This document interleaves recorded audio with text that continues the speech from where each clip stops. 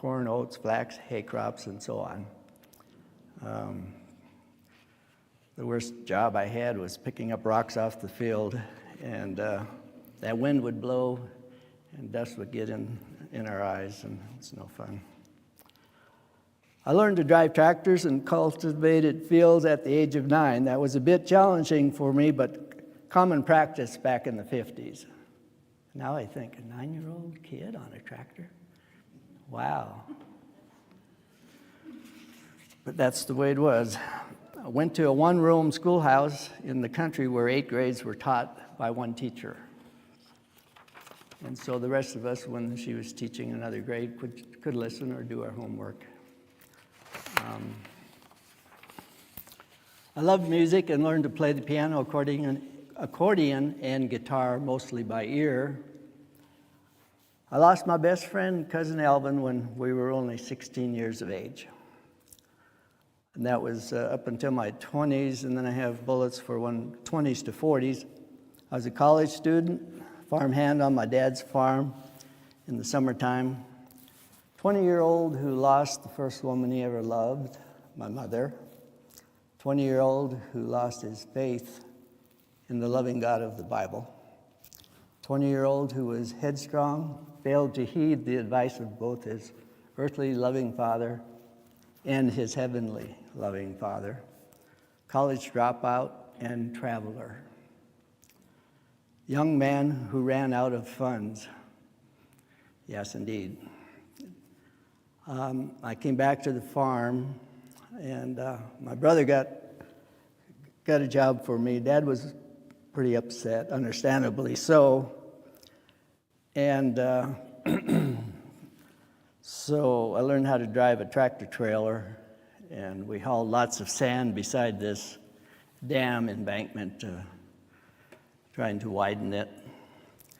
One night the lights went off when I hit a bump, and I was alongside the water, and I was like, whoa.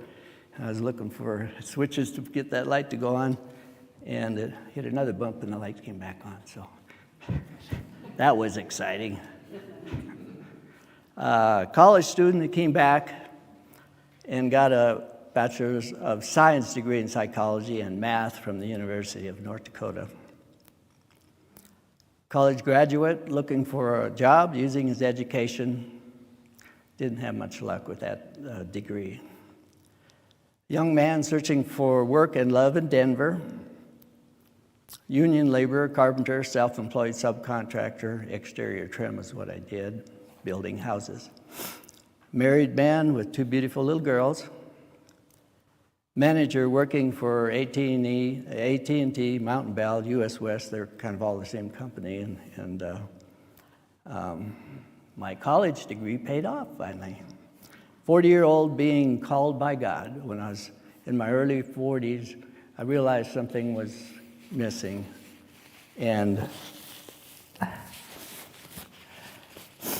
it was God calling my spirit back to Him.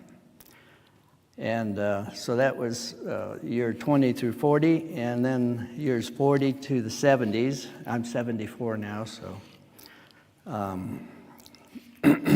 don't have any bullets past that, so that's a good thing. In my early 40s, the wheels were about to fall off, as it is said when disaster happens. My wife became depressed and sought counsel from a secular psychologist. Our 20-year marriage derailed. Our daughters were only 13 and 16 years of age back then. During that most challenging time of my life, I finally realized that my powers of reasoning and understanding had been much overrated. So Proverbs 3:5 came to mind when I was writing this, and that is the verse that says, "Trust in the Lord with all thine heart, and lean not unto thine own understanding. In all thy ways acknowledge him, and he shall direct thy paths." Also in verse 7, Solomon writes, "Do not be wise in your own eyes. Fear the Lord and depart from evil." Well, that's really good advice. And I just admire people that do that their whole lives and don't wander off like I did. And I guess my story is not that uncommon because a lot of people do wander away and then realize something's missing. Many dreams and visions and miracles happened in my later 40s and up until the present. And speaking of miracles, I think many of you have heard of Lee Strobel.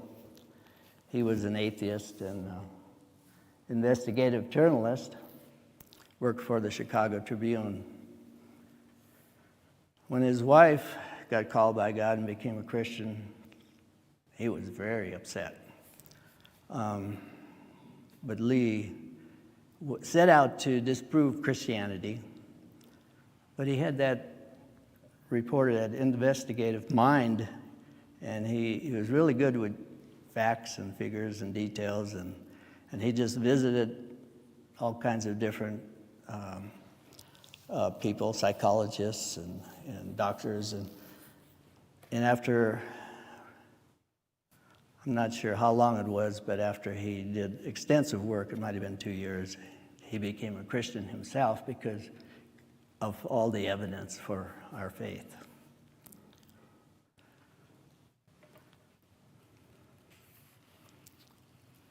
And then I went on I started rambling, and I started talking about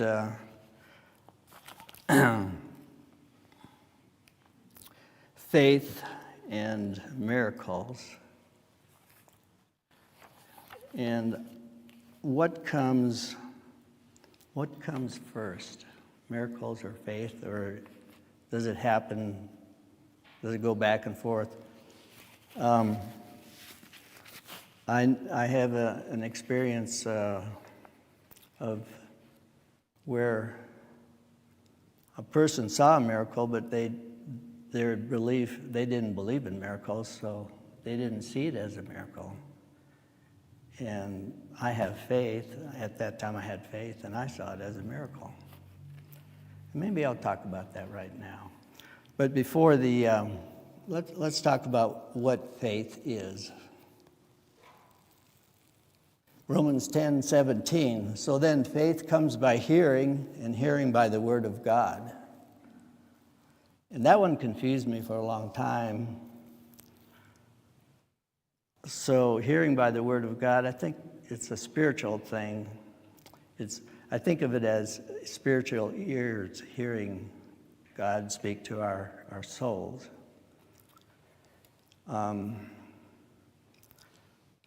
Ephesians 2:8, verse 8, for by grace are ye saved through faith, and that not of yourselves. It is a gift of God, not of works, lest any man should boast. It's one of my favorite verses in the Bible because I don't know if you've noticed, but people like to boast of what they can do and accomplish and so forth. But if we're a Christian and we have faith, we cannot boast. It's a work of God. Hebrews 11, verse 1. Now faith is the substance of things hoped for, the evidence of things not seen. And there's another, that's a King James, New King James Version. I like this because evidence is, there's other translations that say assurance of things not seen, but I like evidence. And there's lots of evidence for our faith and the God who created the universe. Scientists are really grabbing a hold of that nowadays.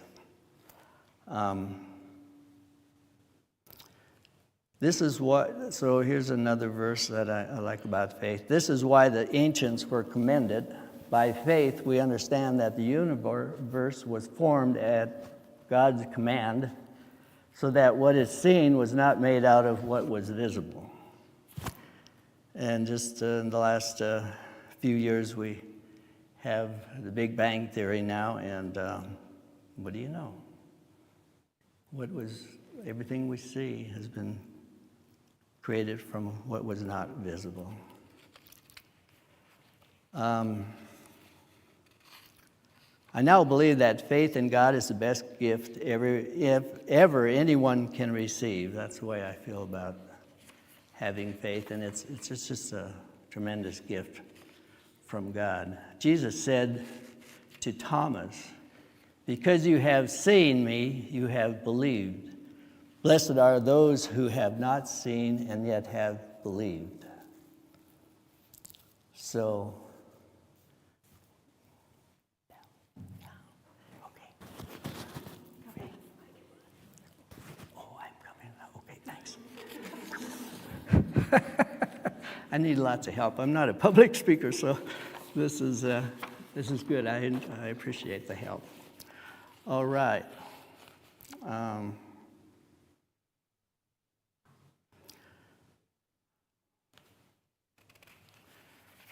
think I'd like just to jump to miracles and so forth, but I think you know a little bit about me now, so and following my own reasoning, it didn't work very well for me. And I had some nice times and fun times, but at the end of the 20-year marriage that happened, it was very difficult. And that's when God really talked to my heart. It was just it was soul talk. I could just talk to God, and I'd actually hear him with spiritual ears, so to speak.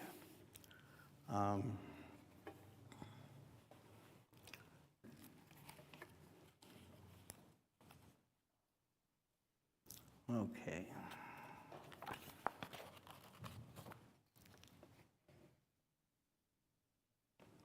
I think maybe I should explain how it was that I lost my faith. I have a very analytical mind, and I was taught the Bible. But then when I went to college and losing my cousin, we worked together on the farm 2 summers, and I really got to love my cousin. And after 2 years, we got so close. We'd work, and it was hot. The North Dakota sun was quite hot in the summer, and we'd work with the different grains, and the oats was the worst. The husks would just fly, and it would land on your back and stick you, and it's just itchy, you know. So after working an hour or two and finishing that one job, we looked at each other. Yeah, let's go take a shower. We got to get this off. And we jumped in the little shower, and he'd rub my back, and I'd wash his back. That's how close we were.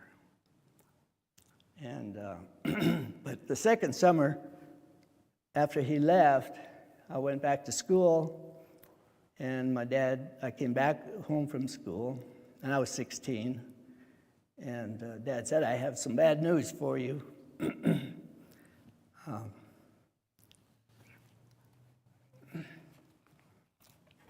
Okay, my cousin had been killed in an accident, and so that was hard. That was really hard.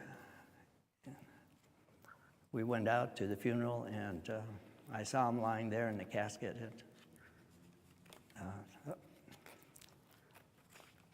I didn't know what to think, but I still had my faith then. About 3.5 years later, when I was in college, I got another phone call to come home because his mother was ill, and she passed away. And those two events in my life really, I didn't know how to figure out a loving God, and losing loved ones. It was very difficult. But I think perhaps just my own nature, and we're Lutherans, we know our natures are sinful. We're born with that nature. I think that's probably the biggest reason, that I was just stubborn and wanted to do my own thing. And so that's when I dropped out of college and I went traveling. It was, but before, so my mother passed away in March of '69, and a couple of weeks later, I got held down. And as college guys, we had rented a house, and we had the mattresses spread out over the floor in just one room, and that was our sleeping accommodation. So there was like 5 people sleeping in that room with just mattresses on the floor. And I didn't know what was holding me down. And the light shone through the window, and it was real bright, but I couldn't see anything. And it grabbed a hold of my one ankle, and then it grabbed a hold of my other ankle, and I was getting really scared. And then it held my shoulders down. And next thing I knew, it was morning. I think I just passed out from fear. So I didn't know what that was. And about 40 years later, I heard a guy on the radio, and by then I was listening to Christian radio all the time, and he talked about being held down by a demon. When I was younger, I thought, well, it was a PTSD because we had to hold Mother down because she had pain from the cancer, and we had to hold her feet and keep her from hurting herself. And so it was a logical conclusion, just thinking it was PTSD. But when I heard this guy talk about being held down by a demon, the guy's name was Nahim Fazal, and he was a Muslim kid when it happened. And he wrote a book called Ex-Muslim. And you can look him up on YouTube and hear his testimony and how it just frightened him so bad. And his brother had become a Christian by then, and his brother explained to him that the only power that is greater than these demons is Jesus. And so he investigated, and he became a Christian. So I don't know if it was demonic. I'm thinking it was. And there was a spirit that was